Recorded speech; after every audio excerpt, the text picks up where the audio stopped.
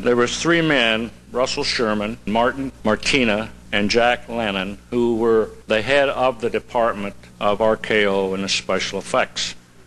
Now they developed this particular snow that had never been done before because they used to use cornflakes. Frank Capra said, no way is he going to use cornflakes and do dialogue because it's too crunchy. That way they'd have to dub it in, which is a lot of problems and a lot of expense. The RKO department heads came up with this idea of using fomite, which the firemen used to put out fires. They mixed it with soap and water and a little plaster, and they shoved it through a high-pressure hose, very high pressure. And then they used a Ritter machine, which is a big wind machine, and they could control the drift of the snow by the movement of the wind machine. They'd give it a violent whirling or a soft touch.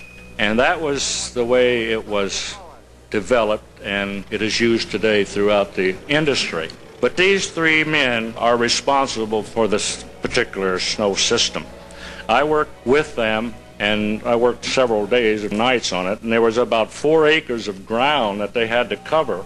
And the cover was with gypsum, plaster, and the gypsum was used on the windowsills, and the plaster was built up on the banks. And then they used about, I think it was 300 tons of ice, and they crushed that up for the slush, and they used about 6,000 gallons of this fomite, and I think about 300 tons of plaster and gypsum.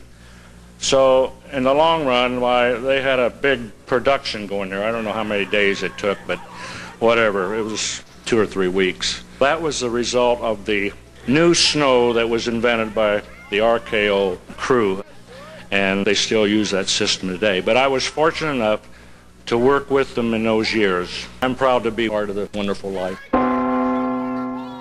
The Motion Picture Academy honored It's a Wonderful Life with a special Class 3 citation to Russell Sherman and the RKO Special Effects Department for development of a new method of simulating fallen snow.